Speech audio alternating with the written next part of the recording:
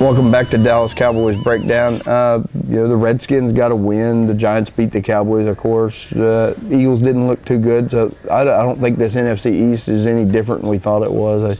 It's not a strong division, and that's why people aren't completely writing off the Cowboys either in the division either. So I'm not completely writing them off. I don't have a lot of hope at this point. I kind of need to see it first. But 9-7 could win that division. 9-7 definitely could win. I'm getting a little more impressed with Carolina by the week. They didn't. They won a game where Newton threw 3 interceptions Sunday night.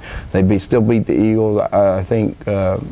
They're kind of believing in themselves. They're one of those teams this year. Their defense is, they've got one of the best corners in the league in Josh Norman. Luke Kuechly is an absolute difference maker. And they found some guys that they've replaced that Greg Hardy pass rush, just different guys that are stepping up. Last 2 weeks has been Kawan Short, rushing from interior at the defensive tackle. So Panthers have found something. Cardinals, you've been on them all year, and they're continuing to look really strong. Yeah, they do look strong. Chris Johnson's rejuvenation. And their offensive line has gotten better. Yeah, and then they have 3 receivers. With Floyd back healthy now. With Larry Fitzgerald's been rejuvenated, and he's good when he's got a good quarterback at least. And then John Brown's one of the best deep threats in the league. I still like them to win that division. I don't know that I like them. If the playoffs were starting, I don't know that I like anybody to win in Green Bay. No, I don't think anybody can win in Green Bay. The Packers were off this week, so we got to forget about them for a little bit. But, they still look tough. In the AFC, begrudgingly, I'm going to have to admit, Patriots just look like the best team. They do. It's unfortunate sometimes if you get tired of the same team being on top, but they're good. It baffled me. It looked like it set up like, okay, this is the time they're going to pound LeGarrette Blount. But they just go, they without, they don't care about what the norm should be. They were in their 4-minute offense with 5 wides. And then not playing Blount, not playing a running back at all. And they're letting Tom Brady run out the clock with little short passes, and then he ends up hitting Gronk for a touchdown to put the Jets away. Some Jonathan Hull fantasy football advice: never trust a New England Patriots running back. Never, ever.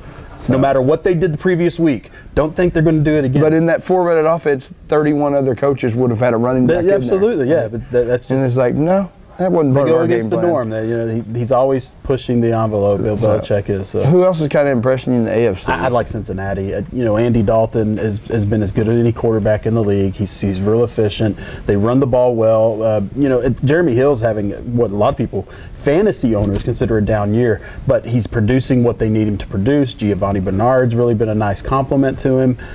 And I like the receivers. I think that they have a really good receiving core. Marvin Jones has come back healthy, and he's a great deep threat. And then Mohamed Sanu's been a nice compliment to A.J. Green as well. Then throwing Tyler Eifert, who's just emerged as one of the best tight ends in the league this year. They have a good roster. They have a deep roster. They don't ask Dalton to do everything, but I think he's a little better this year. And I thought they were going to slip off. But again, 2 years ago, Andy Dalton was one of the top 10 quarterbacks in the league, and he had a rough playoffs. Last year was not good. He looks like that guy again right now. He's a little in that Matt Ryan category until he starts winning the playoffs. Nobody's going to give him enough credit. Who is not good as Houston. No. They're awful. And a name close to your heart, Tannehill, has really looked good under the new coach. The team looked like they just needed a different voice. They're not doing that much different except they're excited about it, and they're going to hit people. Like the Dolphins, kind of a preseason favorite to maybe emerge as the threat in the Patriots. We're going to see them Thursday night. They get to play the Patriots, and they've beat up on 2 weak sisters in Tennessee and Houston the last 2 weeks with Dan Campbell, former Cowboy, as their coach. I'm interested to see Thursday night, see how they play. As long as Lamar Miller's healthy, the Dolphins could be a real threat.